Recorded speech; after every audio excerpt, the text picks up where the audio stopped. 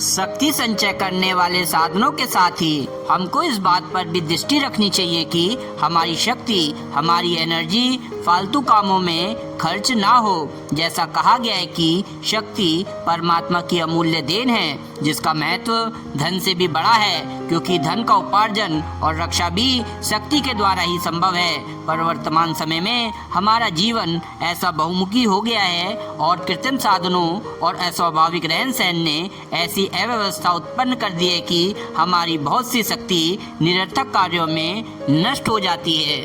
प्रत्येक व्यक्ति को उन खतरों से सावधान रहना चाहिए जिनसे जीवन शक्ति का ह्रास होता है। सर्वप्रथम मनुष्य की शक्ति का ह्रास करने वाली बात अधिक भोग विलास है। संसार के समस्त पशु पक्षियों की प्रजनन शक्ति अत्यंत परिमित है।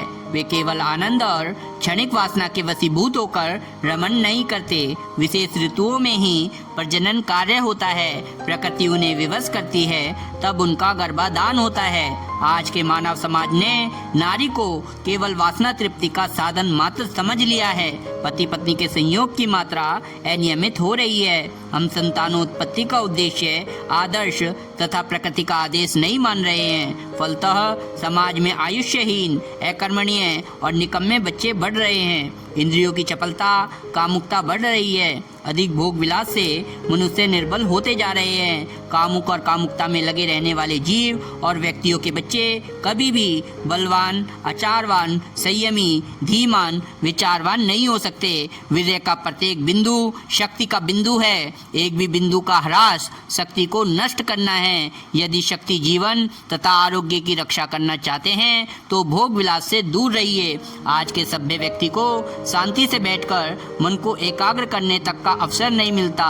संसार के कोने कोने से अशांति और उद्विग्नता की चिल्लाहट सुनाई दे रही है। चित्त की चंचलता इतनी बढ़ती जा रही है कि हम क्षुब्ध एवं संवेगहीन बन रहे हैं। इस दौड़ धूप में एक क्षण भी शांति नहीं। यदि हम इस उद्विग्न और उत्तेजित अवस्था में चलते रहे तो मानव जीवन में कैसे आनंद, प्रतिष्ठा एवं शांति पा सकते हैं। जो व्यक्ति शक्ति संचय करना चाहते हैं उन्हें चाहिए अधिक दौड़ धूप से बचे, केवल अर्थ उत्पादन को ही जीवन का लक्ष्य ना समझे, शांतिदायक विचारों में रमण करे। जिस साधक के हृदय में ब्रह्मनिष्ठा एवं संतोष है उसकी मुखाकृति दिव्य आलोक से चमकती है। जो ब्रह्म विचार में लगता है वह अपने आप को निर्बलता, प्रलोभन, पाप से बचाता है। शक्ति के ह्रास का तीसरा कारण है अधिक बोलना। जिस प्रकार अधिक चलने से जीवन का क्षय होता है, उसी प्रकार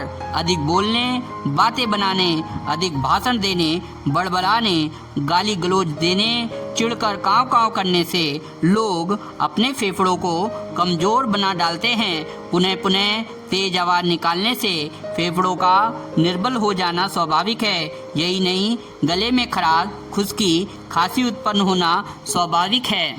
खांसी बने रहने पर क्षय रोग होकर मनुष्य मृत्यु का ग्रास होता है। प्राय देखा गया है कि व्याख्याता, अध्यापक, लेक्चरार पतले दुबले रहते हैं। ये शक्ति के क्षय का प्रत्यक्ष लक्षण है। अधिक बोलने से शारीरिक शक्ति का ह्रास अवश्य भामी है। यह अपनी शक्ति का अपव्यय है। अधिक बोलने की आदत से मनुष्य बकवासी बनता है। लोग उनका विश्वास नहीं करते, उसे ढपोर संक कहते हैं। वे प्राय दूसरों की भली बुरी खोटी आलोचना करता है, अनावश्यक बातें करता बनाता है, निंदा करता है, अपनी गंभीरता खो बैठता है। प्राय ऐसा करने वालों का आदर कम हो जाता है। शक्ति को अपव्यय से बचाने की इच्छा रखने वालों को चाहिए कि वे मितभाषी बने, मृदुभाषी बने, कम बोले, किंतु जो कुछ बोले वह मनोहारी और दूसरे तथा अपने हृदय को प्रसन्न करने वाला हो, सार युक्त हो, शब्द योजना सुंदर हो।